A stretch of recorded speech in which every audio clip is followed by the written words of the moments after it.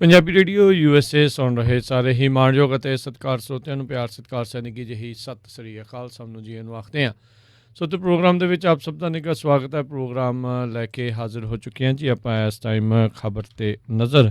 ਅੱਜ 3 ਮਈ ਦਿਨ ਹੈਗਾ ਜੀ ਸੋਮਵਾਰ, ਤੇ ਆਪਣੇ ਨਾਲ ਜੁੜ ਚੁੱਕੇ ਨੇ ਮਿੰਟੂ ਗੁਰੂਸਰੀਆ ਜੀ ਮਲੋਟ ਸਟੂਡੀਓਜ਼ ਤੋਂ। ਮਿੰਟੂ ਜੀ ਨੂੰ ਸਵਾਗਤ ਹੈ, ਸਤਿ ਸ੍ਰੀ ਅਕਾਲ ਜੀ। ਸ਼ੁਕਰੀਆ ਜੀ, ਸਾਰਿਆਂ ਨੂੰ ਸਤਿ ਸ਼੍ਰੀ ਅਕਾਲ ਜੀ। ਸਾਡੇ ਅੱਜ ਦੇ ਪ੍ਰੋਗਰਾਮ ਖਬਰ ਤੇ ਨਜ਼ਰ ਨੂੰ ਸਪਾਂਸਰ ਕਰਦੇ ਨੇ ਖਾਲਸਾ ਇੰਸ਼ੋਰੈਂਸ ਏਜੰਸੀ ਵਾਲੇ, ਜਿਨ੍ਹਾਂ ਦੇ ਕੋਲੋਂ ਤੁਸੀਂ ਹਰ ਇੱਕ ਤਰੀਕੇ ਦੀ ਇੰਸ਼ੋਰੈਂਸ ਕਰਵਾ ਸਕਦੇ ਹੋ। ਇੰਸ਼ੋਰੈਂਸ ਬਾਰੇ ਪਤਾ ਕਰਨ ਲਈ ਕਾਲ ਕਰ ਸਕਦੇ ਹੋ ਨੰਬਰ 408 272 2500 ਦੇ ਉੱਤੇ 4082722500 ਦੇ ਉੱਤੇ। ਇਸ ਦੇ ਨਾਲ Krishan Dhanota university, Baljinder Singh Nijjar Woodland, Sucha Singh Jaskaran Singh, Gurpartap Singh Fresno, Paramjit Kaur Rangi Vacaville, GN tire and lube ਵਾਲੇ, ਜਿਨ੍ਹਾਂ ਦੇ ਕੋਲੋਂ ਤੁਸੀਂ truck wash, oil change, air brake ਦਾ ਕੰਮ ਕਰਵਾ ਸਕਦੇ ਹੋ। ਨਵੇਂ ਪੁਰਾਣੇ ਟਾਇਰ ਵਾਜਿਬ ਕੀਮਤਾਂ 'ਤੇ ਖਰੀਦ ਸਕਦੇ ਹੋ। ਸੈਂਟਾਨਲਾ ਮਡੇਰਾ ਦੇ ਵਿੱਚ ਲੋਕੇਸ਼ਨ ਨੇ। ਕਾਲ ਕਰ ਸਕਦੇ ਹੋ Nimma Sahota 209 277 0113। West Coast truck driving school Fresno ਵਾਲੇ, ਜਿਹੜੇ ਕਿ ਤੁਹਾਨੂੰ ਟਰੱਕ ਦਾ ਲਾਇਸੈਂਸ ਵਧੀਆ ਸਿਖਲਾਈ ਦੇ ਕੇ ਘੱਟ ਸਮੇਂ ਦੇ ਵਿੱਚ ਲੈਣ 'ਚ ਸਹਾਇਤਾ ਕਰਦੇ ਨੇ। Call Ajit Atwal 559 374 4541। Jarnail Singh Lynwood, Harjit Singh, Surinder Kaur Aujla Daly City, ਜੈਂਡਰ ਮੌਰਗੇਜ ਅਤੇ ਰੀਅਲ estate ਵਾਲੇ, ਘਰ ਖਰੀਦਣ ਵੇਚਣ ਦੀਆਂ ਸੇਵਾਵਾਂ ਦੇ ਨਾਲ home loans, commercial loans, agriculture loans ਦੇ ਲਈ ਸੰਪਰਕ ਕਰ ਸਕਦੇ ਹੋ ਮੋਹਨ ਚੀਮਾ ਹੁਣਾਂ ਨੂੰ ਨੰਬਰ 559 905 2575। ਟਿਰਕੀਆਣਾ ਇਮੀਗ੍ਰੇਸ਼ਨ ਲਾ ਫਰਮ, ਇਮੀਗ੍ਰੇਸ਼ਨ ਦਾ ਹੋਵੇ ਕਿਸੇ ਵੀ ਤਰੀਕੇ ਦਾ ਕੰਮ, ਇਮੀਗ੍ਰੇਸ਼ਨ ਦੇ ਅਟਰਨੀ ਜੇ ਟਿਰਕੀਆਣਾ ਹੁਣਾਂ ਦੇ ਨਾਲ ਸੰਪਰਕ ਕਰੋ ਨੰਬਰ 415 909 0503 4159090503।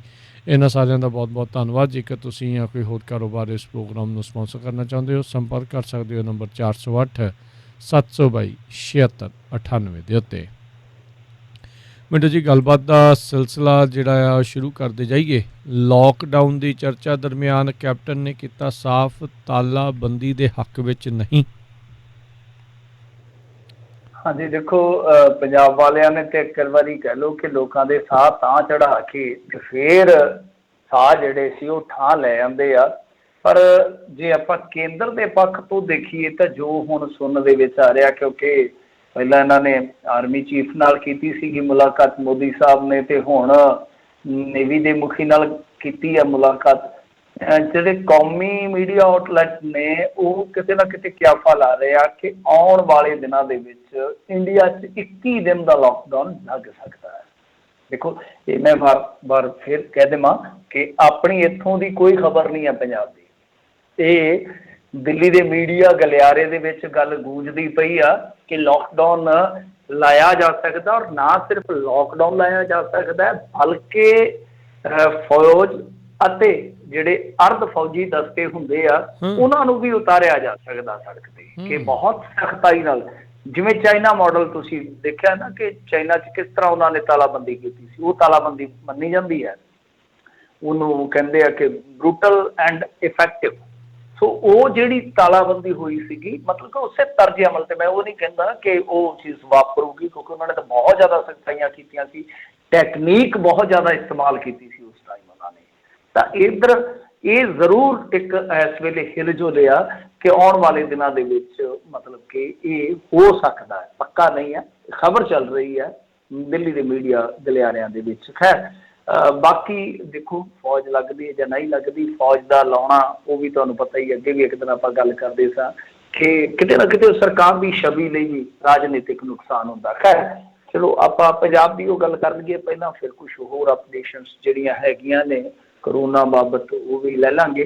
ਦਰਅਸਲ ਕੀ ਹੋਇਆ ਅੱਜ ਕਿ ਜਿਵੇਂ ਤੁਹਾਨੂੰ ਪਤਾ ਹੀ ਹੋਣਾ ਕਿ ਪਰਸੋਂ ਜਿਹੜੇ ਚੀਫ ਮਿਨਿਸਟਰ ਆ ਅਮਰਿੰਦਰ ਸਿੰਘ, ਉਹ ਕਹਿੰਦੇ ਸਨ ਕਿ ਦੇਖੋ ਜੀ ਲਾਕਡਾਊਨ ਜਿਹੜਾ ਵਾ ਉਹ ਇਹਦਾ ਕੋਈ ਹੱਲ ਨਹੀਂ ਹੈ, ਮਤਲਬ ਕਿ ਇਹਦਾ ਕੋਈ ਕਰੋਨਾ ਦਾ ਕੋਈ ਹੱਲ ਨਹੀਂ ਹੈ। ਵੈਸੇ ਬਹੁਤ ਦੇਰ ਨਾਲ ਉਹ ਸਮਝੇ ਆ, ਕਿਉਂਕਿ ਸਭ ਤੋਂ ਪਹਿਲਾਂ ਕਰਫਿਊ ਇੰਡੀਆ 'ਚ ਇਹਨਾਂ ਨੇ ਲਾਇਆ ਸੀ, ਸਭ ਤੋਂ ਪਹਿਲਾਂ ਲਾਕਡਾਊਨ ਇਹਨਾਂ ਨੇ ਲਾਇਆ ਸੀ, ਸਭ ਤੋਂ ਪਹਿਲਾਂ ਜਨਤਾ ਦੇ ਸਿਰ 'ਚ ਜੁੱਤੀਆਂ ਇਹਨਾਂ ਨੇ ਮਾਰੀਆਂ ਸੀਗੀਆਂ। ਖੈਰ, ਹੁਣ ਉਹ ਕਹਿੰਦੇ ਕਿ ਲਾਕਡਾਊਨ ਜਿਹੜਾ ਆ ਉਹਦਾ ਬਦਲ ਨਹੀਂ ਹੈ, ਕੋਈ ਇਹਦਾ ਮਤਲਬ ਕਿ ਕੋਈ ਹੱਲ ਨਹੀਂ ਹੈ। ਦੂਸਰੇ ਪਾਸੇ ਇਹਨਾਂ ਦੇ ਜਿਹੜੇ ਹੈਲਥ ਮਿਨਿਸਟਰ ਆ ਬਲਵੀਰ ਸਿੰਘ ਜੀ ਸਿੱਧੂ, ਉਹ ਕਹਿੰਦੇ ਕਿ ਨਹੀਂ, ਗੱਲ ਇਹ ਆ ਕਿ ਇਸ ਲਾਕਡਾਊਨ ਤੋਂ ਬਿਨਾਂ, ਇਸ ਤਾਲਾਬੰਦੀ ਤੋਂ ਬਿਨਾਂ ਦੂਸਰਾ ਬਦਲ ਹੀ ਕੋਈ ਨਹੀਂ। ਮਤਲਬ ਕਿ ਚੀਫ ਮਿਨਿਸਟਰ ਕਹਿੰਦਾ ਆ कि ये कोई हल नहीं है, तो वो कहते कि होर कोई बदल ही नहीं है। फिर इन्होंने रिव्यू मीटिंग की ते देर शाम ये आख्या कि देखो गल ये आ कि असीं सख्ताइयां नाल ही हाल दी घड़ी काम चलावांगे, फिर रिव्यू करांगे अगले महीने की नतीजे आउंदे, उस तो बाद ही असीं देखांगे कि की करना वा। अपील भी की कैप्टन अमरिंदर सिंह ने कि देखो भाई सानू मजबूर ना करो, तुसीं सख्ताइयां दा जां नियमां दा पालन करो ताकि आपां ये लड़ाई नूं जित सकीए। पर इहदे विच हुण देखो हो की रहा कि ये कन्फ्यूज हो रहे हैं। तुहानूं पता इलैक्शन का गां आ गया समा, ये जित बहुता तंग करनगे क्योंकि अज भी लोग सड़कों ते उतर आए सन। संगरूर दे विच उतरे आ सड़कों ते, एक होर शहर दे विच मेरे ख्याल दे नाल पुलिस दे नाल टकराव होया व्यापारियों का। एक पिंड दे विच तां इकट्ठे होके जिहड़ा पिंड बादल दे नाल ही है खुदा, तो उत्थों के दुकानदारों ने तो ऐलान कर दिता कि आओ दुकानां साडियां बंद करके दिखाओ भाई, असीं भुखे नहीं मरना, जे आओगे असीं तुहाडा कराओ करांगे। इस तरह मतलब कि एक विरोध जिहड़ा शहरी तबके का छोटा कारोबार है जां कह लो वड्डा कारोबार है, उहदा कारोबारी भी कर रहा है कि नहीं इदा नहीं होना चाहिए। सो इन्होंने इस चीज़ को शायद समझा विचारिया होएगा कि बहुत ज़्यादा नुकसान होएगा साडा। वैसे ही किसानी वोट बैंक जी है वो ऐतकी पता नहीं कि वल खुलनी है, तो तुसीं इधरों भी पड़ा जाते लोगों तो मुश्किल हो जाएगा काम, क्योंकि हुण इस टाइम इन्हां वास्ते कन्फ्यूजन है। सो इन्होंने अज का यही फैसला लिया कि भाई लॉकडाउन हाल की घड़ी नहीं लावांगे, सख्ताइयां नाल काम चलावांगे। तो सख्ताइयां किदां दियां बड़ियां अजीबो-गरीब जिहियां सख्ताइयां, मतलब कि एक दोपहिया वाहन है जिहड़ा दो पहियां वाला ਸਕੂਟਰ ਆ मोटरसाइकिल आ, ਉਹਦੇ ਤੇ ਕਹਿੰਦੇ ਜੀ ਤੁਸੀਂ दो जाने नहीं बैठ सकते, मतलब कि दो ਤੁਸੀਂ मित्र नहीं बैठ सकते, दो भरा बैठ सकते, दो मित्र नहीं बैठ सकते। यार दोस्त जे ਤੁਸੀਂ ਹੋ ਭਾਵੇਂ ਤੁਸੀਂ ਇੱਕੋ ਕਮਰੇ 'ਚ ਰਹਿੰਦੇ ਹੋ, ਵੇਖੋ ਕਮਾਲ ਦੀ ਗੱਲ ਹੈ, ਤਦ ਤੁਸੀਂ ਵੇਖ ਲਓ ਮੈਨੂੰ ਹਾਸਾ ਆਉਂਦਾ। ਵੈਸੇ ਆਪਾਂ ਗੱਲਾਂ ਸੀਰੀਅਸ ਕਰਦੇ ਹਾਂ ਕਿ ਕਿਹੋ ਜਿਹਾ ਵਿਜ਼ਨ, ਕਿਹੋ ਜਿਹਾ ਇਹਨਾਂ ਦਾ, ਕਿਹੋ ਜਿਹਾ ਦ੍ਰਿਸ਼ਟੀਕੋਣ ਆ, ਕਿਹੋ ਜਿਹਾ ਨਜ਼ਰੀਆ ਇਹਨਾਂ ਦਾ। ਕਿ ਮੰਨ ਲਓ ਇੱਕ ਰੂਮਮੇਟ ਜਾ ਰਹੇ मोटरसाइकिल से तो ਉਹਦਾ ਚਲਾਨ ਕੱਟਣਗੇ, परंतु जे मतलब कि ब्लड की रिश्तेदारी है, दो भरा आ या माँ पुत्र आ या बाप बेटा, फिर कोई चक्कर नहीं है, कोई चक्कर नहीं है।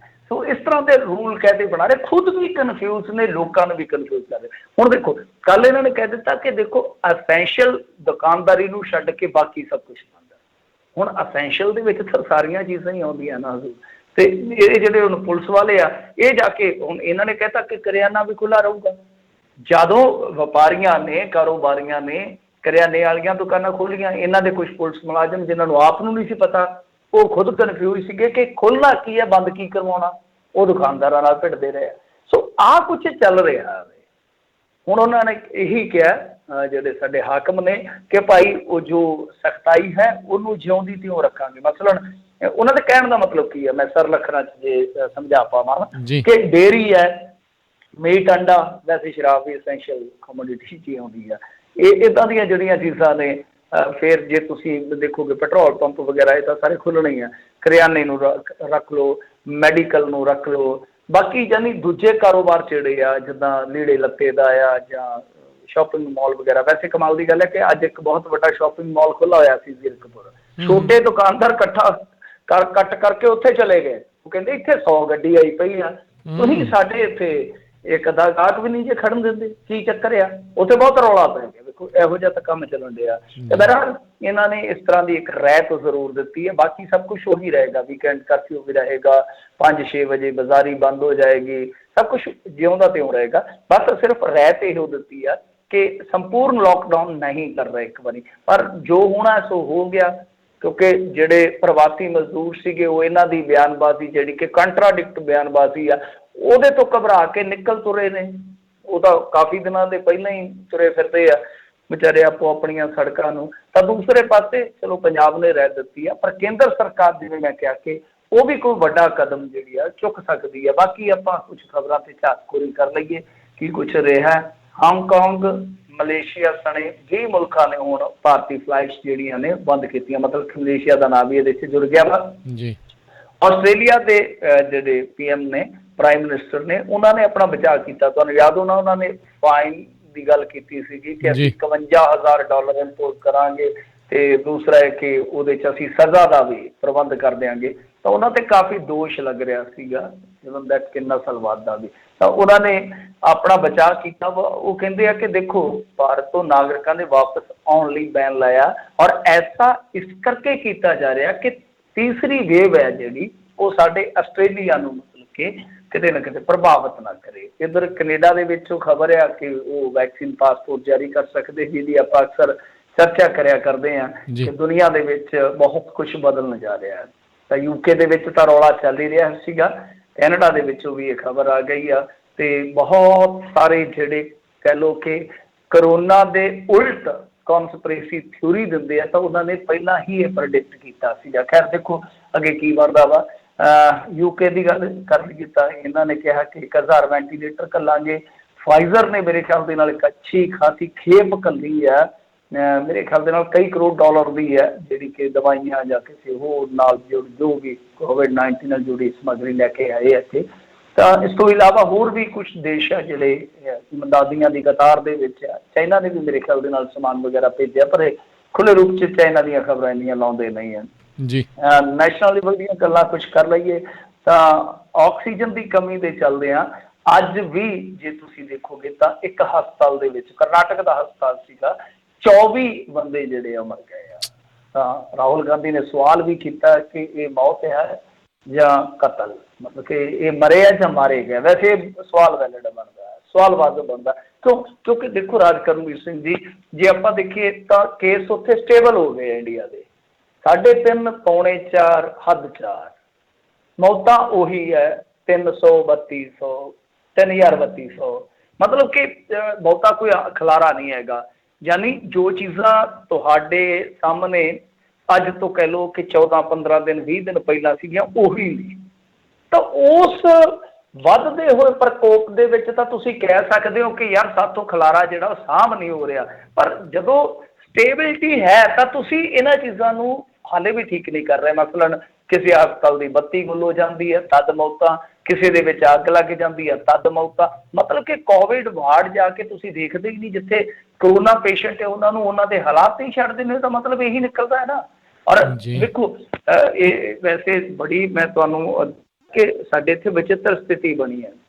ਤੁਹਾਡੇ ਵੀ ਇੱਧਰ ਹੋਮ ਕੁਆਰੰਟੀਨ ਕਰਦੇ ਆ ਜਾਂ ਹੋਟਲਾਂ ਵਗੈਰਾ 'ਚ, ਤਾਂ ਉੱਥੇ ਕੁਛ ਨਾ ਕੁਛ ਤਾਂ ਖਿਆਲ ਰੱਖਿਆ ਜਾਂਦਾ ਹੋਊਗਾ। ਕੁਛ ਨਾ ਕੁਛ ਡਾਕਟਰ ਟੈਲੀਫੋਨ ਕਰਕੇ ਪੁੱਛਦੇ ਹੋਣੇ ਆ ਕਿ ਤੁਹਾਡੀ ਹਾਲਤ ਕਿੱਦਾਂ ਦੀ ਹੈ ਭਾਈ, ਹੁਣ ਤੁਸੀਂ ਬਿਹਤਰ ਦੱਸ ਸਕਦੇ ਹੋ ਕਿ ਕਿਸ ਤਰ੍ਹਾਂ ਦਾ ਇਹਨਾਂ ਦਾ ਨੈਟਵਰਕ। ਤਾਂ ਸਾਡੇ ਕੀ ਹੈ ਕਿ ਪਿਓ ਪੁੱਤ ਨੂੰ ਕਰੋਨਾ ਹੋਇਆ ਲਖਨਊ ਦੇ ਵਿੱਚ, ਮਾਂ ਬਿਰਧ ਵੀ ਸੀ ਤੇ ਕਹਿ ਲਓ ਕਿ ਅੰਗਹੀਣ ਵੀ ਸੀ ਵਿਚਾਰੀ, ਵਾਜਾ ਬੂਜਾ ਮਾਰਦੀ ਰਹੀ ਹੋਊ ਕਿਤੇ। ਦੋਨੇ ਪਿਓ ਪੁੱਤਰ ਮਰ ਗਏ, ਕਿਸੇ ਨੇ ਕੋਈ ਆਵਾਜ਼ ਹੀ ਨਹੀਂ ਦਿੱਤੀ, ਕੁੰਡਾ ਹੀ ਨਹੀਂ ਖੋਲਿਆ, ਸਾਰ ਹੀ ਨਹੀਂ ਲਈ। 4 ਦਿਨਾਂ ਬਾਅਦ ਮੁਸ਼ਕ ਆਇਆ ਜਦੋਂ ਗਲੀ ਵਾਸੀਆਂ ਨੂੰ, ਤਾਂ ਉਹਨਾਂ ਨੇ ਟੈਲੀਫੋਨ ਕੀਤਾ ਤੇ ਪੁਲਿਸ ਨੇ ਜਾ ਕੇ ਵੇਖਿਆ ਲਾਸ਼ਾਂ ਖੜੀਆਂ ਪਈਆਂ ਸੀ। ਤੇ ਉਹ ਬੀਬੀ ਵਿਚਾਰੀ ਜਿਹੜੀ ਆ ਉਹਨੂੰ ਵੀ ਕਰੋਨਾ ਹੋ ਹੀ ਜਾਣਾ, ਕੀ ਪਤਾ ਕਿੰਨਾ ਉਹਨਾਂ ਦੇ ਗੱਲ ਆ ਕੇ ਰੋਂਦੀ ਹੋਊਗੀ। ਤੇ ਉਹ ਵੀ ਬੇਸੁੱਧ ਪਈ ਸੀ, ਉਹਨੂੰ ਹੁਣ ਹਸਪਤਾਲ ਦੇ ਵਿੱਚ ਖੜਿਆ ਨੇ। ਤੁਸੀਂ ਦੇਖ ਲਓ ਕਿ ਕਿਸੇ ਨੇ ਪੁੱਛਿਆ ਹੀ ਨਹੀਂ ਆ ਕੇ। ਤਾਂ ਬੰਦਾ ਇਹ ਕਹਿੰਦੇ ਕਿ ਘਰੇ ਰਹਿ ਲਓ ਜੀ, ਘਰੇ ਪਰਹੇਜ਼ ਕਰੋ। ਤਾਂ ਜੇ ਕੋਈ ਇਸ ਤਰ੍ਹਾਂ ਦਾ ਲਾਚਾਰ ਪਰਿਵਾਰ ਵਾਲਾ ਬੰਦਾ ਤਾਂ ਕੀ ਕਰੂਗਾ ਤੁਹਾਡੇ ਆਸਰੇ ਤੇ ਰਹਿ ਕੇ। ਮੈਂ ਤਾਂ ਹੀ ਕਹਿੰਦਾ ਕਿ ਇੰਡੀਆ ਦੀ ਸਥਿਤੀ ਬਹੁਤ ਉਲਟ ਆ। ਕੁਛ ਆਪਣੇ NRI ਭੈਣ ਭਰਾ ਕਹਿੰਦੇ ਕਿ ਯਾਰ ਜਾਨ ਬਚਾਓ ਤੁਸੀਂ। ਮੈਂ ਕਹਿੰਦਾ ਕਿ ਜਾਨ ਤਦ ਹੀ ਬਚਦੀ ਹੈ ਨਾ ਜੇ ਕੁਛ ਹੋਵੇ, ਜਾਨ ਤਦ ਹੀ ਬਚੇਗੀ ਜੇ ਦਵਾਈ ਨਹੀਂ ਤਦ ਵੀ ਤੁਸੀਂ ਮਰੇ ਘਰ ਦੇ ਵਿੱਚ। ਜੇ ਤੁਹਾਡੇ ਕੋਲ ਰੋਟੀ ਨਹੀਂ ਹੈ ਤਦ ਵੀ ਭੁੱਖ ਦੇ ਨਾਲ ਫਾਕਿਆਂ ਦੇ ਨਾਲ ਮਰ ਜਾਓਗੇ ਤੁਸੀਂ, ਕਿਉਂਕਿ ਤੁਹਾਨੂੰ ਕੋਈ ਸਪੋਰਟ ਹੀ ਹੈ ਨਹੀਂ ਕਿ ਸਰਕਾਰ ਦੇ ਬੰਦੇ ਤੋਂ ਕੁਛ ਵੀ ਨਹੀਂ ਹੈ। ਤੁਸੀਂ ਇੱਕ ਵਸਤੂ ਬਣਾ ਕੇ ਸੁੱਟ ਦਿੱਤੇ ਗਏ ਹੋ ਕਿ ਜੇ ਬਚ ਗਿਆ ਤਾਂ ਠੀਕ ਹੈ, ਵੋਟ ਕਰਦੀ EVM ਦੇ ਵਿੱਚ ਬਟਨ ਨੱਪਦੀ, ਅਦਰਵਾਈਜ਼ ਠੀਕ ਹੈ ਭਾਈ ਚੱਲ ਭਾਈ। ਚਲੋ ਆਪਾਂ ਜੇ ਅੱਗੇ ਗੱਲ ਕਰ ਲਈਏ, ਕੇਂਦਰੀ ਮੰਤਰੀ ਹੈ ਥਾਵਰ ਚੰਦ ਗਹਿਲੋਤ, ਇਹਨਾਂ ਦੀ ਬਿਟੀਆ ਦੀ ਵੀ ਮੌਤ ਹੋ ਗਈ ਆ। ਤੇ ਵੇਖੋ ਹੁਣ ਅਖਬਾਰਾਂ ਜਾਂ ਕਹਿ ਲਓ ਕਿ ਮੀਡੀਆ ਕਿਸ ਤਰ੍ਹਾਂ ਲਿਖਦਾ ਹੈ। ਜਿਹੜੀ ਉਹ ਬੇਟੀ ਸੀ ਉਹਨਾਂ ਦੀ, ਚਲੋ ਮਾੜੀ ਗੱਲ ਹੋਈ ਹੈ, ਇੰਦੌਰ ਦੇ ਵਿੱਚ ਉਹ ਇਲਾਜ ਕਰਵਾ ਰਹੀ ਸੀਗੀ, ਪਰ ਉਹਦੀ ਮੌਤ ਲਿਖ ਰਹੇ ਨੇ ਕਿ ਹਾਰਟ ਅਟੈਕ ਨਾਲ ਮੌਤ ਹੋ ਗਈ, ਹਾਰਟ ਅਟੈਕ ਨਾਲ ਮੌਤ ਹੋ ਗਈ। ਤਾਂ ਦੂਸਰਾ ਬੰਦਾ ਜਿਹਨੂੰ ਹਾਰਟ ਅਟੈਕ ਨਾਲ ਮੌਤ ਆ ਜਾਵੇ ਤੇ ਉਹਨੂੰ ਵੀ ਕਹਿੰਦੇ ਕਿ ਕਰੋਨਾ ਸੀ, ਸਾਹ ਔਖਾ ਆ ਰਿਹਾ ਸੀਗਾ। ਤਾਂ ਇਹ ਦੇਖ ਲਓ ਕਿ ਕਿੰਨੀ ਚਲਾਕੀ ਹੈ ਇਹਨਾਂ ਦੀ। ਕਹਿੰਦੇ ਜੀ ਹਾਰਟ ਅਟੈਕ ਨਾਲ ਮੌਤ ਹੋ ਗਈ, ਜਦ ਕਿ ਜੇ ਕਰੋਨਾ ਪੇਸ਼ੈਂਟ ਹੈ ਤਾਂ ਉਹ ਕਰੋਨਾ ਵਾਲੇ ਕੇਸ ਦੇ ਵਿੱਚ ਹੀ ਗਿਣਿਆ ਜਾਊਗਾ। ਖੈਰ ਇੱਧਰ ਬਾਇਓ ਬਬਲ ਵੀ ਜਿਹੜਾ ਆ ਉਹ ਵੀ ਫੁੱਟ ਗਿਆ ਜੀ ਇੰਡੀਆ ਦੇ ਵਿੱਚ। ਮਤਲਬ ਕਿ KKR ਕੋਲਕਾਤਾ ਨਾਈਟ ਰਾਈਡਰਸ ਜਿਹਨੂੰ ਆਪਾਂ ਕਹਿ ਦਿੰਦੇ ਹਾਂ, ਉਹਦੇ ਵੀ 2 ਖਿਡਾਰੀ ਕਰੋਨਾ ਪੋਜ਼ਿਟਿਵ ਹੋ ਗਏ। ਤੇ ਮੈਚ ਹੈ ਜਿਹੜਾ ਅੱਜ ਦਾ, ਜਿਹੜਾ ਕਿ ਇਸ ਵੇਲੇ ਥੋੜਾ ਜਿਹਾ ਵੇਖ ਕੇ ਲੋਕ ਕਹਿੰਦੇ ਕਿ ਚਲੋ ਮਨੋਰੰਜਨ ਹੀ ਸਹੀ, ਭੱਜਦੇ ਭੂਜਦੀ ਲੰਗੋਟੀ ਸਹੀ, ਹੋਰ ਤੇ ਕੁਛ ਨਹੀਂ ਆ, ਤਾਂ ਉਹ ਵੀ ਅੱਜ ਪੋਸਟਪੋਨ ਕਰ ਦਿੱਤਾ ਗਿਆ। IPL ਤੇ ਬਹੁਤ ਤਰ੍ਹਾਂ ਦੇ ਸਵਾਲ ਖੜੇ ਆ, ਔਰ ਇਹਨਾਂ ਸਵਾਲਾਂ ਦੇ ਵਿੱਚੋਂ ਇੱਕ ਬਹੁਤ ਵੱਡਾ ਸਵਾਲ ਹੈ ਕਿ ਬਾਇਓ ਬਬਲ ਟੁੱਟਾ ਕਿਵੇਂ। ਬਾਇਓ ਬਬਲ ਦਾ ਤੁਹਾਨੂੰ ਪਤਾ ਹੀ ਹੈ ਕਿ ਕਿੰਨੀ ਸਖਤ ਨਿਯਮਾਵਲੀ ਹੁੰਦੀ ਹੈ ਜੀ ਕਿ ਇੱਕ ਰਿਸਟ੍ਰਿਕਟਡ ਏਰੀਆ ਜਿੱਥੇ ਤੁਸੀਂ ਰਹਿਣਾ, ਜਿੱਥੇ ਤੁਸੀਂ ਜਾਣਾ, ਜਿੱਥੇ ਖਾਣਾ ਪਹਿਨਣਾ, ਇੱਥੋਂ ਤੱਕ ਕਿ ਹੋਟਲ ਦਾ ਸਟਾਫ ਜਿਹੜਾ ਤੁਹਾਨੂੰ ਸਰਵ ਕਰੇਗਾ, ਇੱਥੋਂ ਤੱਕ ਕਿ ਜਿਹੜਾ ਟਰਾਂਸਪੋਰਟੇਸ਼ਨ ਦਿੰਦਾ ਤੁਹਾਨੂੰ, ਉਹ ਵੀ ਸਭ ਦੇ ਟੈਸਟ ਆ। ਤੇ ਕਿਵੇਂ ਆ, ਕਿਉਂ ਆ, ਇਹ ਬਹੁਤ ਵੱਡਾ ਸਵਾਲ ਹੈ। IPL ਤੇ ਇੱਕ ਹੋਰ ਸਵਾਲ ਹੈ। ਇਸ ਤੋਂ ਇਲਾਵਾ ਜੇ ਆਪਾਂ ਦੇਖੀਏ ਤਾਂ ਦਰਦਨਾਕ ਖਬਰਾਂ ਜਿਹੜੀਆਂ ਉਹ ਆ ਜਾਂਦੀਆਂ ਨੇ ਵਿੱਚ ਦੀ, ਉਹ ਆ ਜਾਂਦੀਆਂ ਜਿੱਦਾਂ ਇੱਕ ਜੋੜੇ ਨੇ, ਯਾਨੀ ਦਾਦਾ ਦਾਦੀ ਨੇ ਆਤਮ ਹੱਤਿਆ ਕੀਤੀ। ਪਤਾ ਕਿਉਂ? ਕਿਉਂਕਿ ਉਹਨਾਂ ਨੂੰ ਡਰ ਪੈ ਗਿਆ ਕਿ ਉਹ ਪੋਜ਼ਿਟਿਵ ਹੋ ਗਏ ਆ, ਤੇ ਜਿਹੜਾ ਪਹਿਲਾਂ ਹੀ ਨਹੀਂ ਹੋਣਾ ਨਾ ਵਿਚਾਰਿਆਂ ਦਾ, ਕੋਈ ਸਹਾਰਾ ਨਹੀਂ ਹੋਣਾ, ਤੇ ਪੋਤਾ ਹੀ ਸੀਗਾ, ਕਿ ਕਿਤੇ ਪੋਤਾ ਵੀ ਨਾ ਮਰ ਜਾਵੇ ਕਰੋਨਾ ਦੇ ਨਾਲ। ਵੇਖੋ ਇੰਡੀਆ ਦਾ ਦੁੱਖਾਂ, ਮੀਡੀਆ ਇੰਨੀ ਜ਼ਿਆਦਾ ਇੱਥੇ ਲੋਕ ਕਿਸੇ ਚੀਜ਼ ਨੂੰ ਲੈ ਕੇ ਡਰਾਵਨੀ ਸਥਿਤੀ ਪੈਦਾ ਕਰ ਦਿੰਦਾ ਹੈ ਨਾ, ਕਿ ਜੋ ਇੱਕ ਪੋਜ਼ਿਟਿਵਿਟੀ ਜਿਹੜੀ ਕਿ ਕਰੋਨਾ, ਮੈਂ ਨਹੀਂ ਕਹਿੰਦਾ ਕਿ ਕਰੋਨਾ ਵਾਲੇ ਨੂੰ ਡਰ ਨਹੀਂ ਲੱਗਦਾ, ਪਰ ਮੈਂ ਕਹਿੰਦਾ ਕਿ ਉਸ ਡਰ ਦੇ ਵਿੱਚ ਜੋ ਇੱਕ ਅਸੀਂ ਸਪੋਰਟ ਦੇਣੀ ਹੁੰਦੀ ਹੈ ਸਮਾਜਿਕ ਤੌਰ ਤੇ, ਜਾਂ ਕਹਿ ਲਓ ਕਿ ਇੱਕ ਪੇਸ਼ੇਵਰ ਤੌਰ ਤੇ ਅਸੀਂ ਜੋ ਚੰਗੀਆਂ ਚੀਜ਼ਾਂ ਕਹਿਣੀਆਂ ਹੁੰਦੀਆਂ, ਕੋਈ ਕਹਿ ਹੀ ਨਹੀਂ ਪਾਉਂਦਾ, ਬਸ ਡਰ ਹੀ ਹੈ, ਡਰ ਹੈ, ਮਰ ਜਾਏਗਾ, ਬਸ ਮਰ ਜਾਏਗਾ। ਤਾਂ ਅੱਜ ਵੀ ਮੇਰੀ ਇੱਕ ਸ਼ਹਿਰੀ ਮਿੱਤਰ ਨਾਲ ਗੱਲ ਹੋ ਰਹੀ ਸੀਗੀ, ਕਾਫੀ ਤਗੜੇ ਐਕਸਪਰਟ ਨੇ ਇਸ ਮਾਮਲੇ 'ਚ, ਉਹ ਵੀ ਕਹਿੰਦੇ ਕਿ ਦਿੱਲੀ ਦੇ ਵਿੱਚ ਮੌਤਾਂ ਦਾ ਕਾਰਨ ਹੀ ਅਸਲ ਦੇ ਵਿੱਚ ਇਹ ਆ ਕਿ ਬਹੁਤ ਹੱਦ ਤੱਕ ਪਹਿਲਾਂ ਹੀ ਲੋਕ ਸਟ੍ਰੈਸ ਦੇ ਵਿੱਚ ਨੇ, ਬਹੁਤ ਹੱਦ ਤੱਕ ਮੈਂਟਲੀ ਟੁੱਟ ਜਾਂਦੇ ਨੇ। ਇੱਕ ਬਹੁਤ ਵੱਡਾ ਕਾਰਨ ਹੈ ਜਿਹੜਾ ਕਿ ਨਹੀਂ ਦੱਸਿਆ ਜਾ ਰਿਹਾ। ਖੈਰ ਬਹੁਤ ਦੇਖੋ ਕਿੰਨੀ ਦਰਦਨਾਕ ਗੱਲ ਹੈ। ਕੋਟਾ ਦੀ ਗੱਲ ਹੈ, ਰਾਜਸਥਾਨ 'ਚ ਸ਼ਹਿਰ ਹੈ ਕੋਟਾ, ਬੂੰਦੀ ਕੋਟਾ ਵੀ ਕਹਿ ਦਿੰਦੇ ਨੇ। ਤਾਂ ਦਾਦਾ ਦਾਦੀ ਨੇ ਇਸ ਕਰਕੇ ਖੁਦਕੁਸ਼ੀ ਕਰ ਲਈ ਕਿ ਪੋਤੇ ਨੂੰ ਬਚਾ ਲਿਆ ਜਾਵੇ। ਤੇ ਇੱਧਰ ਕੋਵਿਡ ਦੇ ਨਾਲ ਜੁੜੀਆਂ ਜਿਹੜੀਆਂ ਇੰਪੋਰਟ ਕੀਤੀਆਂ ਜਾਂਦੀਆਂ ਚੀਜ਼ਾਂ ਨੇ, ਉਹਨਾਂ ਤੇ ਕਸਟਮ ਡਿਊਟੀ ਤੇ ਜੋ ਹੈਲਥ ਸੈਸ ਆ ਉਹਦੇ 'ਚ ਛੋਟ ਦੇ ਦਿੱਤੀ ਹੈ, ਪਰ ਲਿਮਟਡ ਸਮੇਂ ਵਾਸਤੇ ਹੋਏਗੀ। ਤਾਂ PM ਮੋਦੀ ਵੱਲੋਂ ਇੱਕ ਫੈਸਲਾ ਹੋਰ ਲਿਆ ਗਿਆ, ਉਹਨਾਂ ਨੇ ਬੈਠਕ ਕੀਤੀ ਸੀਗੀ ਕਿ 100 ਦਿਨ ਕੋਵਿਡ ਡਿਊਟੀ ਕਰਨ ਵਾਲਿਆਂ ਨੂੰ ਸਰਕਾਰੀ ਨੌਕਰੀ 'ਚ ਪਹਿਲ ਮਿਲੇਗੀ। ਮਤਲਬ ਕਿ ਜਿਹੜੇ ਮੈਡੀਕਲ ਸੈਕਟਰ ਦੇ ਵਿੱਚ ਬੱਚੇ ਬੱਚੀਆਂ ਹੁੰਦੇ ਆ, ਨੀਟ PG ਪ੍ਰੀਖਿਆ 4 ਮਹੀਨੇ ਵਾਸਤੇ ਟਾਲ ਦਿੱਤੀ ਗਈ ਆ। ਮਤਲਬ ਕਿ ਮਈ ਮਹੀਨੇ ਦੇ ਵਿੱਚ ਦੇਖੋ ਜੀ ਕੋਈ ਵੀ ਵੱਡੀ ਪ੍ਰੀਖਿਆ ਨਹੀਂ ਹੋਏਗੀ, ਕੋਈ ਵੀ ਵੱਡੀ, ਮੰਨ ਕੇ ਚਲੋ। ਇਸ ਤੋਂ ਇਲਾਵਾ ਜੇ ਤੁਸੀਂ ਦੇਖੋਗੇ ਰੈਮਡੀਸਿਵਿਰ ਤੇ ਵੀ ਅੱਜ ਇੱਕ ਸੁਣਵਾਈ ਹੋਈ ਆ ਹਾਈ ਕੋਰਟ ਦੇ, ਤੇ ਇਹਨਾਂ ਨੇ ਜਵਾਬ ਮੰਗਿਆ ਕੇਂਦਰ ਤੋਂ ਕਿ ਫਾਰਮਾ ਕੰਪਨੀਆਂ ਜਿਹੜੀਆਂ, ਵੈਸੇ ਉਹਨਾਂ ਨੂੰ ਵੀ ਪਾਰਟੀ ਬਣਾਇਆ ਗਿਆ ਕਿ ਕਿਉਂ ਨਾ ਇਹਨਾਂ ਤੋਂ ਇੱਥੇ ਮੈਨੂਫੈਕਚਰਿੰਗ ਕਰਾ ਲਈ ਜਾਵੇ। ਪਰ ਮੈਂ ਤੁਹਾਨੂੰ ਦੱਸਿਆ ਜਿਵੇਂ ਰੈਮਡੀਸਿਵਿਰ ਦਾ ਇੱਕ ਆਪਣਾ ਇੱਥੇ ਕਹਿ ਲਓ ਕਿ ਇਸ ਟਾਈਮ ਕਿੱਲਤ ਵਾਲਾ ਫੰਡਾ ਹੈ, ਬਹੁਤ ਬਲੈਕ ਮਾਰਕੀਟਿੰਗ ਹੋ ਰਹੀ ਉਹਦੀ। ਇਸ ਤੋਂ ਇਲਾਵਾ ਜੇ ਤੁਸੀਂ ਦੇਖੋਗੇ ਤਾਂ ਬਹੁਤ ਹੱਦ ਤੱਕ ਦੁਰਵਰਤੋਂ ਵੀ ਹੋ ਰਹੀ ਹੈ। ਪੰਜਾਬ ਦੇ ਵਿੱਚ ਇੱਕ ਮਾਮਲਾ ਆਇਆ, ਇਹਨਾਂ ਨੇ ਦਬਾ ਦਿੱਤਾ ਚਲਾਕੀ ਦੇ ਨਾਲ। ਇੱਥੇ ਇੱਕ ਸ਼ਹਿਰ ਦੇ ਵਿੱਚ ਗਲਤ ਰੈਮਡੀਸਿਵਿਰ ਦੇਣ ਕਰਕੇ 7 ਪੇਸ਼ੈਂਟ ਢਿੱਲੇ ਹੋਏ, ਉਹਨਾਂ 'ਚ ਇੱਕ ਬੀਬੀ ਚੱਲ ਵਸੀ, ਕਿਸੇ ਨੇ ਕੋਈ ਖਬਰ ਨਹੀਂ ਦਿੱਤੀ। ਸੋ ਇਸ ਤਰ੍ਹਾਂ ਵੀ ਚੱਲ ਰਿਹਾ। ਤੇ ਆਕਸੀਜਨ ਸਪਲਾਈ ਤੇ ਸੁਪਰੀਮ ਕੋਰਟ ਸਖਤ ਹੋਇਆ, ਉਹਨੇ ਕੇਂਦਰ ਨੂੰ ਹਦਾਇਤ ਕੀਤੀ ਹੈ ਨਵੇਂ ਸਿਰਿਓਂ। ਖੈਰ ਸਮਾਂ ਕਾਫੀ ਹੋ ਗਿਆ, ਭੱਜਦੇ ਪੰਜਾਬ ਦੀ ਵੀ ਜੇ ਗੱਲ ਕਰ ਲਈਏ, ਪ੍ਰਸਿੱਧ ਅਦਾਕਾਰਾ ਉਪਾਸਨਾ ਸਿੰਘ ਤੇ ਉਹਨਾਂ ਦੀ ਯੂਨਿਟ ਤੇ ਮਾਮਲਾ ਦਰਜ ਹੋ ਗਿਆ। ਇਹ ਰੋਪੜ ਦੇ ਲਾਗੇ ਮੇਰੇ ਖਿਆਲ ਦੇ ਨਾਲ ਸ਼ੂਟ ਕਰ ਰਹੇ ਸੀ, ਇੱਕ ਇਹਨਾਂ ਦੀ ਫਿਲਮ ਆ ਰਹੀ ਹੈ, ਇਹ ਆਪ ਹੀ ਪ੍ਰੋਡਿਊਸ ਕਰ ਰਹੇ ਆ। ਇਸ ਤੋਂ ਇਲਾਵਾ ਜੇ ਆਪਾਂ ਦੇਖੀਏ ਤਾਂ ਪੰਜਾਬ 'ਚੋਂ ਕੋਈ ਵੀ, ਮਤਲਬ ਕਿ ਪੰਜਾਬ 'ਚ ਕੋਈ ਵੀ ਬਾਹਰੋਂ ਆਏਗਾ ਤਾਂ ਉਹਦਾ ਕਰੋਨਾ ਟੈਸਟ ਜ਼ਰੂਰੀ ਹੋਏਗਾ। ਇਹਨਾਂ ਚੀਜ਼ਾਂ ਨੂੰ ਲੈ ਕੇ ਕੁਝ ਕਿਸਾਨ ਆਗੂ ਹੈ ਜਿਹੜੇ ਖਫਾ ਵੀ ਨਜ਼ਰ ਆ ਰਹੇ ਆ ਕਿ ਕਿਤੇ ਨਾ ਕਿਤੇ ਇਹ ਸਾਡੇ ਅੰਦੋਲਨ ਨੂੰ ਫੇਲ ਕਰ ਰਹੇ, ਕਿਉਂਕਿ ਹਰਿਆਣੇ ਦੇ ਵਿੱਚ ਵੀ ਕੰਪਲੀਟਲੀ ਲੋਕਡਾਊਨ ਇੱਕ ਵਾਰੀ ਲਾ ਦਿੱਤਾ ਗਿਆ। ਜੀ ਜੀ ਅਗਲੀ ਮਿੰਟੂ ਜੀ ਗੱਲ ਕਰਦੇ ਜਾਈਏ, ਪੰਜਾਬ ਵਿੱਚ ਵਿਖਾਈ ਦਿੱਤੀ ਭਾਜਪਾ ਦੇ ਹਾਰ ਦੇ ਜਿਹੜੇ ਆ ਜਸ਼ਨ, ਕਿਸਾਨਾਂ ਨੇ ਖੁਸ਼ੀ 'ਚ ਭੰਗੜੇ ਵੀ ਪਾਏ ਆ। ਸੋ ਭਾਜਪਾ ਦੇ ਲਈ ਕੀ ਕੁਛ ਅੱਜ ਸੋਚਣ ਨੂੰ? ਹਾਂਜੀ, ਹਾਰ ਦਾ ਜਸ਼ਨ ਨਹੀਂ ਹੈ ਇਹ, ਅਸਲ ਦੇ ਵਿੱਚ ਕਹਿ ਲਓ ਕਿ ਮਮਤਾ ਬੈਨਰਜੀ ਦਾ ਜਿੱਤ ਦਾ ਜਸ਼ਨ ਹੈ। ਔਰ ਮਮਤਾ ਬੈਨਰਜੀ ਦਾ ਜਿੱਤ ਦਾ ਜਸ਼ਨ ਹੈ ਜਿਹੜਾ, ਉਹ ਇਸ ਕਰਕੇ ਰੰਗੀਨ ਬਣ ਜਾਂਦਾ ਕਿਉਂਕਿ ਹਾਰਿਆ ਨਰਿੰਦਰ ਮੋਦੀ ਹੈ ਉਸ ਮੁਕਾਬਲੇ। ਤਾਂ ਨਰਿੰਦਰ ਮੋਦੀ ਪ੍ਰਤੀ ਤੁਹਾਨੂੰ ਪਤਾ ਹੀ ਹੈ ਕਿ ਕਿਸਾਨਾਂ ਦੀ ਇਸ ਟਾਈਮ ਸੋਚ ਕਿਸ ਤਰ੍ਹਾਂ ਦੀ ਹੈ। ਤਾਂ ਦੇਖੋ ਇਹਨਾਂ ਨੇ ਕੱਲ ਵੀ ਮੇਰੇ ਖਿਆਲ ਦੇ ਨਾਲ ਸਿੰਘੂ ਦੇ ਵਿੱਚ ਮਾਰਚ ਕੱਢਿਆ ਔਰ ਉੱਥੇ ਵੀ ਮਠਿਆਈ ਵੰਡੀ ਗਈ। ਕਿਉਂਕਿ ਦੇਖੋ ਬੰਗਾਲ ਦੇ ਵਿੱਚ ਸਿੱਧੇ ਤੌਰ ਤੇ ਕਿਸਾਨ ਧਿਰਾਂ ਜਿਹੜੀਆਂ ਸੀਗੀਆਂ ਉਹ ਗਈਆਂ ਸੀਗੀਆਂ ਪ੍ਰਚਾਰ ਕਰਨ। ਉਹਨਾਂ ਨੇ ਉੱਥੇ ਪ੍ਰਚਾਰ ਕਿਸੇ ਇੱਕ ਧਿਰ ਵਾਸਤੇ ਤਾਂ ਨਹੀਂ ਕੀਤਾ, ਪਰ ਇਹਨਾਂ ਦੀ ਮੁਖਾਲਫਤ ਵਾਸਤੇ ਕੀਤਾ। ਇਹਨਾਂ ਨੂੰ ਵੋਟ ਨਾ ਦਿਓ, ਜਿਹਨੂੰ ਜੀ ਕਰਦਾ ਭਾਈ ਵੋਟ ਦੇ ਦਿਓ। ਉਹਨਾਂ ਆਖਿਆ ਕੋਈ ਗੱਲ ਨਹੀਂ, ਜੀਜੀ ਨੂੰ ਦੇ ਦਿੰਦੇ ਵੋਟ, ਕੋਈ ਚੱਕਰ ਨਹੀਂ ਹੈਗਾ। ਸੋ ਇਸ ਕਰਕੇ ਖੁਸ਼ੀ ਮਨਾਈ ਗਈ ਆ, ਬਹੁਤ ਜ਼ਿਆਦਾ ਲੋਕ ਖੁਸ਼ ਨੇ। ਤੁਸੀਂ ਦੇਖਿਆ ਹੋਣਾ ਸੋਸ਼ਲ ਮੀਡੀਆ ਤੇ ਵੀਕਐਂਡ ਵੇਲੇ ਬੈਠੇ ਤੁਸੀਂ ਵੀ ਕਿਤੇ ਨਾ ਕਿਤੇ ਸਕਰੋਲ ਕਰਦੇ ਹੁੰਦੇ ਆ, ਤੇ ਉਹ ਵੇਖੋ ਏਦਾਂ ਲੱਗਦਾ ਸੀ ਜਿਵੇਂ ਪੰਜਾਬ ਦੇ ਇਲੈਕਸ਼ਨ ਦਾ ਨਤੀਜਾ ਆ ਰਿਹਾ। ਕੋਈ ਆਇਆ ਇੱਥੋਂ ਦੱਸ ਰਿਹਾ ਸੀ, ਕੋਈ ਉੱਥੋਂ ਦੱਸ ਰਿਹਾ ਸੀਗਾ। ਸੋ ਬਹੁਤ ਵੱਡੀ ਗੱਲ ਹੋਈ ਹੈ। ਖੈਰ ਜੇ ਆਪਾਂ ਬੰਗਾਲ ਦੇ ਨਾਲ ਜੁੜੀਆਂ ਕੁਛ ਹੋਰ ਗੱਲਾਂ ਦੱਸ ਦਈਏ ਤਾਂ ਠੀਕ ਰਹੇਗਾ, ਕਿਉਂਕਿ ਉਤਸੁਕਤਾ ਬਣੀ ਹੋਈ ਹੈ ਇਸ ਟਾਈਮ, ਸਾਰਿਆਂ 'ਚ ਜਿਗਿਆਸਾ ਹੈ। ਸੀਮਤ ਸਮਾਂ, ਪਰ ਮੈਂ ਜ਼ਰੂਰ ਤੁਹਾਨੂੰ ਕੁਛ ਨਾ ਕੁਛ ਇਸ ਮਾਮਲੇ 'ਚ ਦੱਸ ਕੇ ਜਾਵਾਂਗਾ।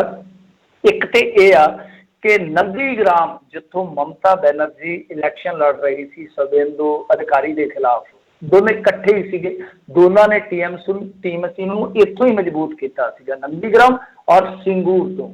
ਮਤਲਬ ਕਿ ਜਿਹੜਾ ਲਾਲ ਕਿਲਾ ਕਹਿ ਲਈਏ, ਲਾਲ ਕਿਲਾ ਤੋਂ ਭਾਵ ਜਿਹੜਾ ਲੈਫਟਿਸਟ ਦਾ ਉੱਥੇ ਕਿਲਾ ਸੀਗਾ, ਉਹਨੂੰ ਢਾਇਆ ਸੀਗਾ ਇਹਨਾਂ ਨੇ ਰਲ ਕੇ। ਇੱਥੋਂ ਹੀ ਸ਼ੁਰੂਆਤ ਹੋਈ ਸੀਗੀ।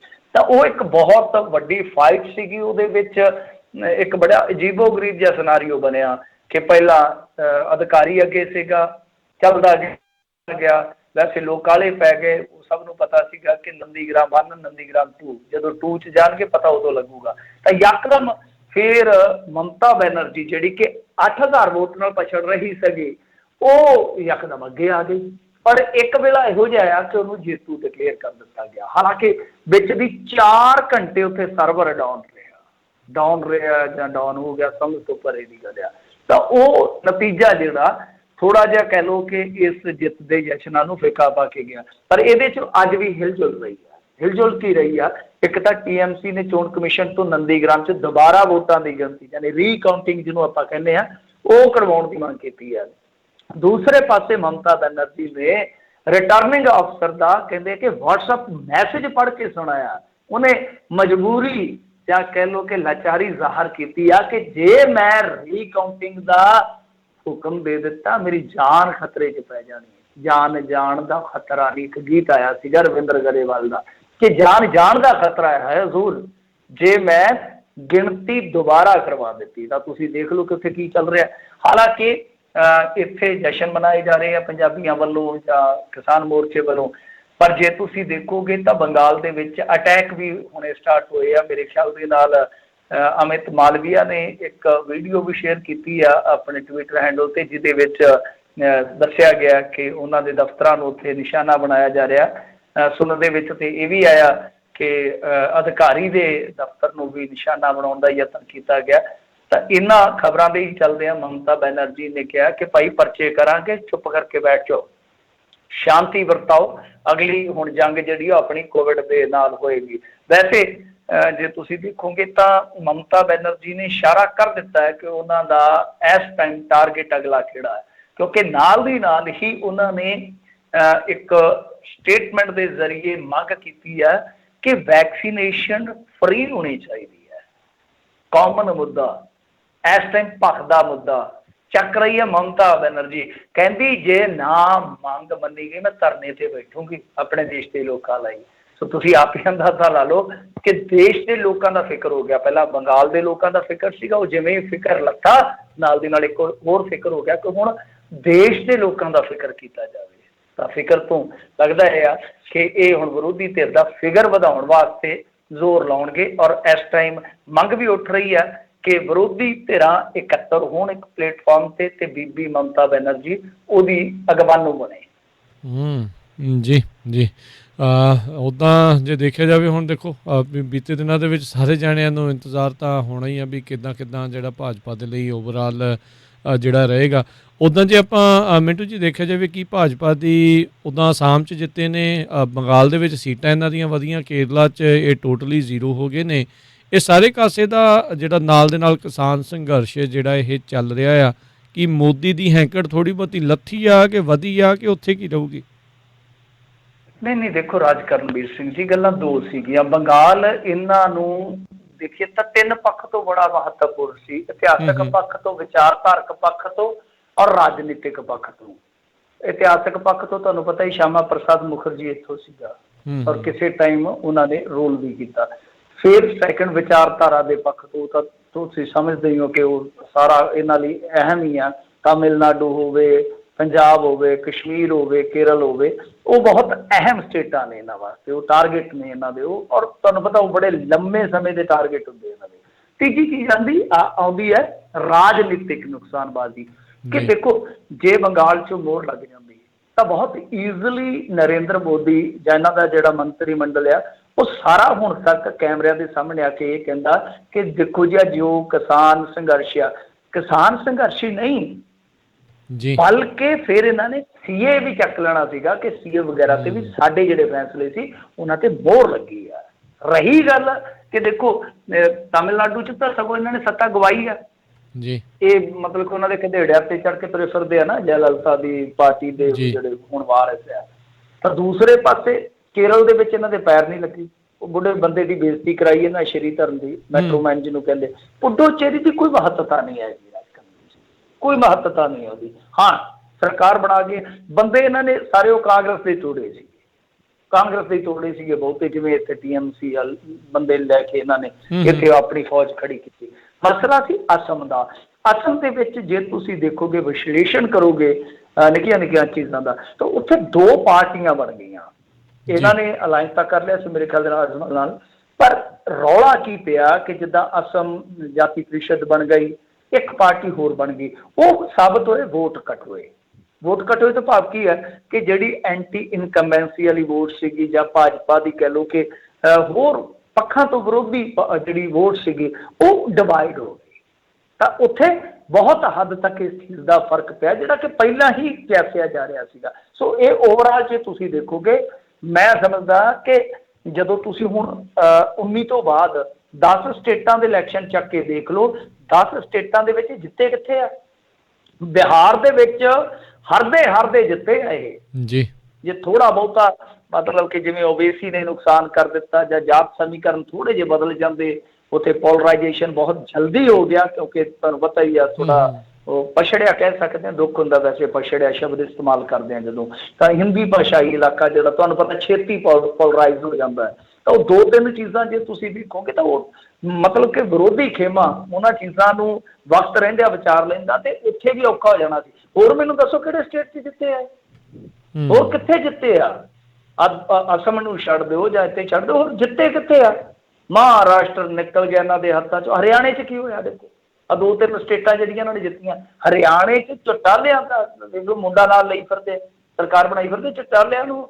ਤਾਂ ਦੇਖੋ ਹੋਰ 2 ਮਹੀਨਿਆਂ ਨੂੰ 4 ਮਹੀਨਿਆਂ ਨੂੰ ਕਿਤੇ ਨਾ ਕਿਤੇ ਹੋ ਸਕਦਾ ਮਜਬੂਰੀ 'ਚ ਸਾਥ ਛੱਡਣਾ ਪੈ ਜੇ, ਸਰਕਾਰ ਚਲਾ ਹੀ ਨਹੀਂ ਸਕਦੇ, ਡਿੱਗੂਗੀ ਸਰਕਾਰ।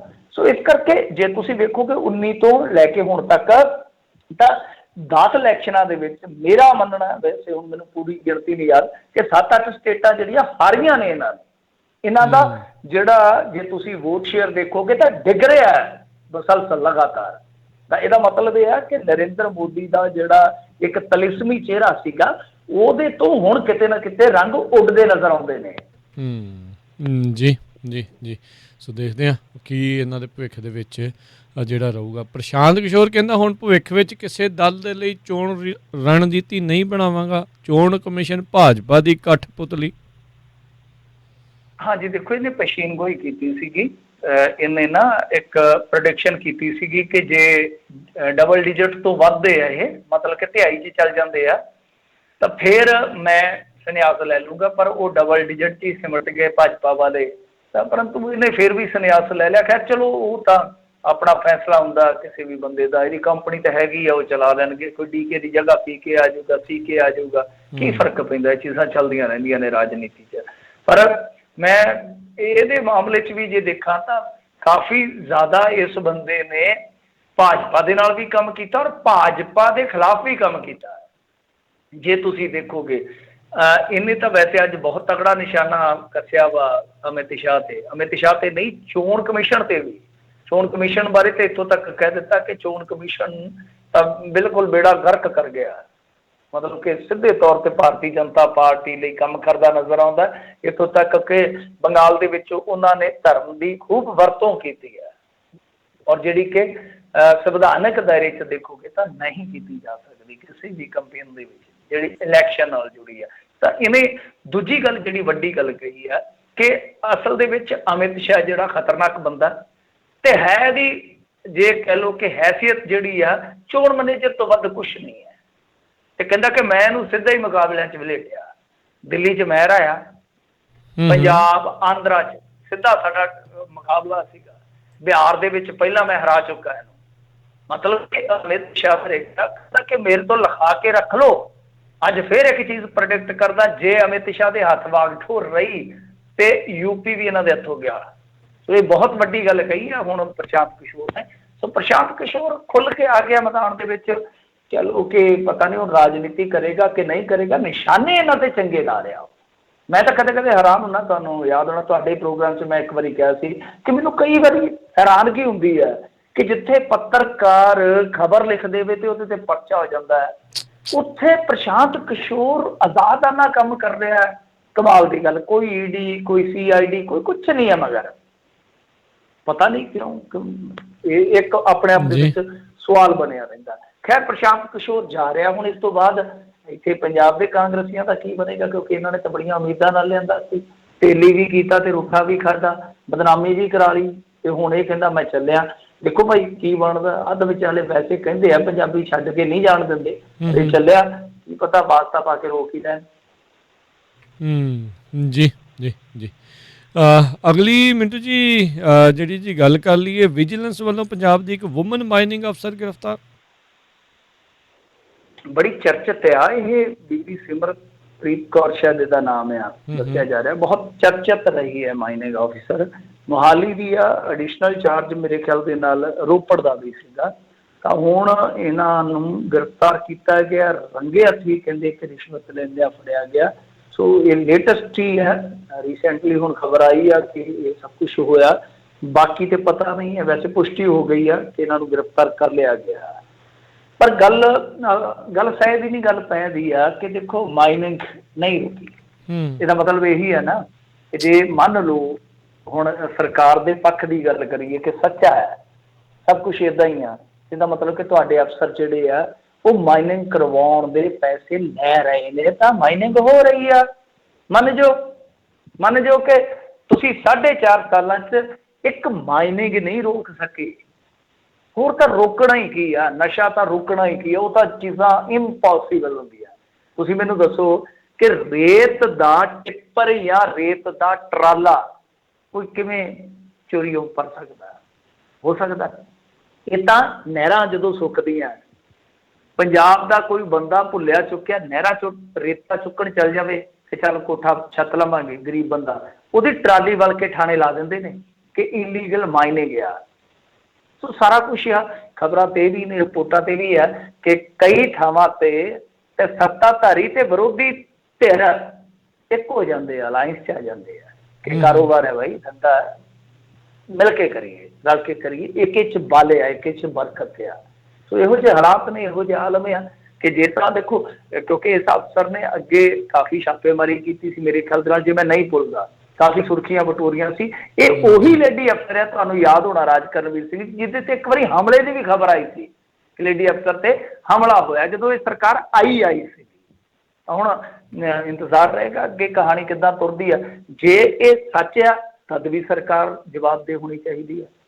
ਜੇ ਕੋਈ ਹੋਰ, ਜਿਵੇਂ ਮੈਂ ਤੁਹਾਨੂੰ ਦੱਸਿਆ ਕਿ ਚਰਚਿਤ ਅਫਸਰ ਆ, ਕਈ ਵਾਰ ਦੂਸਰੀ ਕਿਸਮ ਦੀਆਂ ਵੀ ਚੱਲ ਜਾਂਦੀਆਂ ਕਹਾਣੀਆਂ, ਜੇ ਉਸ ਪੱਖ ਤੋਂ ਆ ਤਾਂ ਉਸ ਪੱਖ ਤੋਂ ਵੀ ਇਸ ਪੱਖ ਨੂੰ ਜੋੜਿਆ ਜਾ ਸਕਦਾ ਕਿ ਜੇ ਮੰਨ ਲਓ ਕਿਸੇ ਅਫਸਰ ਦੇ ਨਾਲ ਕੋਈ ਰੰਜਿਸ਼ ਕੱਢੀ ਜਾਂਦੀ ਹੈ, ਕੋਈ ਸਾਜ਼ਿਸ਼ ਕੀਤੀ ਜਾਂਦੀ ਹੈ, ਉਹ ਤਦ ਹੀ ਹੁੰਦੀ ਹੈ ਜਦ ਉਹ ਰਾਹ 'ਚ ਰੋੜਾ ਬਣਦਾ ਹੋਵੇ। ਤਾਂ ਮਾਈਨਿੰਗ ਵਾਲਾ ਉਹ ਇਹ ਹੁਣ ਪਤਾ ਨਹੀਂ ਕੀ ਆ, ਪਰ ਮਾਈਨਿੰਗ ਵਾਲਾ ਟੱਲ ਸੱਚ ਆ ਕਿ ਇਹਨਾਂ ਨੇ ਮਾਈਨਿੰਗ ਦੇ ਨਾਮ ਤੇ ਖੂਬ ਵੋਟਾਂ ਲਈਆਂ, ਪਰ ਮਾਈਨਿੰਗ ਵੀ ਖੂਬ ਹੋ ਰਹੀ ਹੈ। ਜੀ ਜੀ ਜਾਂਦੇ ਜਾਂਦੇ ਗੱਲ ਕਰ ਲਈਏ ਮਿੰਟੂ ਜੀ, ਕਿਸਾਨ ਨੇਤਾ ਦੀ ਭਾਜਪਾ ਆਗੂ ਨਾਲ ਫੋਟੋ ਬਣੀ ਹੁਣ ਪਵਾੜੇ ਦੀ ਜੜ। ਹਾਂਜੀ, ਉਹ ਜਿਵੇਂ ਮਮਤਾ ਕਹਿੰਦੀ ਨਾ ਖੇਲਾ ਹੋ ਗਿਆ, ਬਸ ਇੱਥੇ ਵੀ ਹੁਣ ਖੇਲਾ ਹੀ ਹੋ ਰਿਹਾ ਮਾਈਨਿੰਗ ਦਾ ਵੀ। ਖੈਰ ਦੇਖੋ, ਇਹ ਪਵਾੜੇ ਦੀ ਜੜ ਕੀ ਹੈ ਕਿ ਜੋ ਪਟਿਆਲੇ 'ਚ ਸੰਘਰਸ਼ ਚੱਲ ਰਿਹਾ ਹੈ ਨਾ, ਤੁਹਾਨੂੰ ਯਾਦ ਹੀ ਹੋਣਾ, ਜੰਮੂ ਕਟੜਾ ਹਾਈਵੇ ਉਹ ਜਾ ਰਿਹਾ ਵਾ ਜੀ, ਉਹਦੇ ਵਿੱਚ ਜਿਹੜੀ ਜ਼ਮੀਨ ਐਕਵਾਇਰ ਕਰ ਰਹੇ ਨੇ ਕਿਸਾਨਾਂ ਦੀ, ਉਹਨਾਂ ਦਾ ਵਿਰੋਧ ਆ ਉਹਨਾਂ ਦਾ ਇੱਕ ਤਰ੍ਹਾਂ ਨਾਲ ਕਹਿ ਲਓ ਕਿ ਆਪਣਾ ਜੇ ਕਹੀਏ ਤਾਂ ਤਰਕ ਆ ਕਿ ਸਾਡੀ ਸੋਨੇ ਵਰਗੀ ਜ਼ਮੀਨ ਜਿਹੜੀ ਆ ਉਹ ਕੌਡੀਆਂ ਦੇ ਭਾਅ ਲੁੱਟਣ ਦਾ ਯਤਨ ਕਰ ਰਹੀ ਹੈ ਸਰਕਾਰ। ਕਿ ਪੰਜਾਬ ਸਰਕਾਰ ਕੇਂਦਰ ਸਰਕਾਰ ਦੇ ਨਾਲ ਰਲ ਕੇ ਪੂਰਾ ਸਹਿਯੋਗ ਕਰਦੀ ਪਈ, ਮਤਲਬ ਕਿ ਆਪਣੇ ਆਵਾਮ ਦਾ ਨਹੀਂ, ਉਹਨਾਂ ਦਾ ਸਹਿਯੋਗ ਕਰ ਰਹੀ ਹੈ। ਬਹਰਹਾਲ ਉਹਦੇ 'ਚ ਕੀ ਹੈ ਕਿ ਜਿਹੜੇ ਲੀਡ ਕਰ ਰਹੇ ਨੇ, ਕਿਉਂਕਿ ਇਹ ਵੀ ਸੰਘਰਸ਼ ਕਾਫੀ ਅਹਿਮੀਅਤ ਰੱਖਦਾ ਹੈ, ਕਿਉਂਕਿ ਇਹਦੇ 'ਚ 180 ਕਿਲੋਮੀਟਰ ਦਾ ਜਿਹੜਾ ਏਰੀਆ ਹੈ ਪੰਜਾਬ ਦਾ ਉਹ ਆਉਂਦਾ, ਤਾਂ ਤੁਸੀਂ ਹਿਸਾਬ ਲਾ ਲਓ ਕਿ 5-7 ਹਜ਼ਾਰ ਕਿਸਾਨ ਤਾਂ ਮੰਨ ਕੇ ਚੱਲੋ ਕਿ ਆਪਣੀ ਜ਼ਮੀਨ ਐਕਵਾਇਰ ਕਰਾਉਣਗੇ ਇਹਦੇ ਵਿੱਚ, ਤਾਂ ਅੱਛੀ ਖਾਸੀ ਤਾਦਾਦ ਬਣ ਜਾਂਦੀ ਆ। ਤੇ ਇਹਦੇ ਵਿੱਚ ਜਿਹੜੇ ਲੀਡ ਕਰਨ ਵਾਲੇ ਆ, ਤਾਂ ਲੀਡ ਕਰਨ ਵਾਲਿਆਂ 'ਚੋਂ ਇੱਕ ਆ ਮੇਰੇ ਖਿਆਲ ਦੇ ਨਾਲ ਡਿੱਕੀ ਜੈਜੀ ਉਹਨੂੰ ਕਹਿੰਦੇ ਨੇ ਲੀਡਰ ਨੂੰ, ਤਾਂ ਉਹਦੀ ਫੋਟੋ ਵਾਇਰਲ ਹੋਈ ਸੀ ਭਾਰਤੀ ਜਨਤਾ ਪਾਰਟੀ ਦੇ ਆਗੂ ਨਾਲ। ਤਾਂ ਉਹਨੇ ਹੁਣ ਸਫਾਈ ਵੀ ਦਿੱਤੀ ਹੈ, ਸਪਸ਼ਟੀਕਰਨ ਵੀ ਦਿੱਤਾ ਕਿ ਮੈਂ ਤਾਂ ਗੱਲ ਕਰਨ ਗਿਆ ਸੀਗਾ ਕਿ ਨਿਤਨ ਗਡਕਰੀ ਹੈ ਜਿਹੜੇ ਉਹ ਸਾਡੀ ਬਾਂਹ ਫੜਨ, ਕਿਉਂਕਿ ਉਹੀ ਹਾਈ ਮਿਨਿਸਟਰ ਹੈ, ਤੁਹਾਨੂੰ ਪਤਾ ਹੀ ਆ। ਤੇ ਇਸ ਤੋਂ ਬਾਅਦ ਫਿਰ ਜਿਹੜੀਆਂ ਗੱਲਾਂ ਉਹਨਾਂ ਬਾਰੇ ਉੱਡੀਆਂ, ਉਹਨਾਂ ਬਾਰੇ ਵੀ ਉਹਨਾਂ ਨੇ ਕਿਹਾ ਕਿ ਦੇਖੋ ਗੱਲ ਇਹ ਆ ਕਿ ਕੀ ਜਿਹੜੀਆਂ ਦੂਸਰੀਆਂ ਜਥੇਬੰਦੀਆਂ ਮੇਰੇ ਤੇ ਨਿਸ਼ਾਨੇ ਕੱਸ ਰਹੀਆਂ, ਕੀ ਉਹ ਟੇਬਲ ਟਾਕ ਨਹੀਂ ਕਰਦੀਆਂ? ਕੀ ਅੱਗੇ ਤੋਂ ਲਿਖ ਕੇ ਦੇਣਗੇ ਜਿੱਦਾਂ ਉਹ ਗਰਾਹਾਂ ਵਾਲੇ ਆ ਕਿ ਅਸੀਂ ਭਾਈ ਭਾਰਤੀ ਜਨਤਾ ਪਾਰਟੀ ਦੇ ਕਿਸੇ ਲੀਡਰ ਨੂੰ ਮਿਲਾਂਗੇ ਨਹੀਂ? ਤਾਂ ਇਹ ਸੂਰਤ ਹਾਲ ਆ ਕਿ ਆਪਸ ਦੇ ਵਿੱਚ ਤਸਵੀਰ ਨੂੰ ਲੈ ਕੇ ਵੀ ਬਵਾਲ ਇੱਥੋਂ ਤੱਕ ਚਲੇ ਜਾਂਦੇ ਆ। ਪਰ ਮੇਰੇ ਖਿਆਲ ਦੇ ਨਾਲ ਕੋਈ ਮਾੜੀ ਗੱਲ ਨਹੀਂ, ਟੇਬਲ ਟਾਕ ਤਾਂ ਤੁਹਾਨੂੰ ਆਖਰ ਨੂੰ ਦੇਖੋ ਸੱਤਾਧਾਰੀਆਂ ਨਾਲ ਕਰਨੀ ਪਊਗੀ, ਜਾਂ ਕੋਈ ਵੀ ਲੀਡਰ ਆ ਉਹਦੇ ਨਾਲ ਕਿਤੇ ਕਹਿਣਾ ਪੈ ਸਕਦਾ। ਮੇਰੇ ਖਿਆਲ ਦੇ ਨਾਲ ਜਿਹੜੇ ਤੁਹਾਡੇ ਸਾਥੀ ਆ ਉਹਨਾਂ ਨੂੰ ਭਰੋਸੇ 'ਚ ਲੈ ਲੈਣਾ ਚਾਹੀਦਾ ਹੈ, ਜੇ ਨਹੀਂ ਵੀ ਹੈ ਤਾਂ ਵੀ ਯਕੀਨ ਦਵਾ ਦਿੱਤਾ ਜਾ ਸਕਦਾ ਕਿ ਹਾਂ ਭਾਈ ਮੈਂ ਆਹ ਗੱਲ ਕਰਨ ਗਿਆ ਸੀ, ਮੇਰਾ ਇਹੀ ਮੰਤਵ ਹੈ, ਤਾਂ ਐਸਾ ਉਹ ਵੀ ਕਰਨ ਦਾ ਯਤਨ ਕਰ ਰਹੇ ਨੇ। ਜੀ ਤੇ ਮਿੰਟੂ ਜੀ ਬਹੁਤ ਬਹੁਤ ਤੁਹਾਡਾ ਧੰਨਵਾਦ, ਤੁਸੀਂ ਸਾਡੇ ਨਾਲ ਜੁੜੇ ਇਹਨਾਂ ਖਬਰਾਂ ਬਾਰੇ ਜਾਣਕਾਰੀ ਦਿੱਤੀਆਂ। ਮਿਲਦੇ ਹਾਂ ਜੀ ਅਗਲੀ ਵਾਰ, ਧੰਨਵਾਦ, ਸਤਿ ਸ਼੍ਰੀ ਅਕਾਲ ਜੀ। ਸਤਿ ਸ਼੍ਰੀ ਅਕਾਲ ਜੀ। ਤੇ ਸੋ ਇੱਥੇ ਸਾਡਾ ਅੱਜ ਦਾ ਪ੍ਰੋਗਰਾਮ ਹੈ ਹੁਣ ਸਮਾਪਤ ਹੈ। ਮਿਲਦੇ ਹਾਂ ਅਗਲੀ ਵਾਰ, ਤੱਕ ਲਈ ਮੇਰੇ ਵੱਲੋਂ ਵੀ ਤੁਹਾਨੂੰ ਸਭ ਨੂੰ ਪਿਆਰ ਸਤਿਕਾਰ ਸਨੇਗੀ ਜਿਹੀ ਸਤਿ ਸ਼੍ਰੀ ਅਕਾਲ। ਜਿੰਨੇ ਵਾਸਤੇ ਰਹੋ, ਹੱਸਦੇ ਖੇਲਦੇ ਰਹੋ ਤੇ ਸੁਣਦੇ ਰਹੋ ਜੀ ਪੰਜਾਬੀ ਰੇਡੀਓ USA।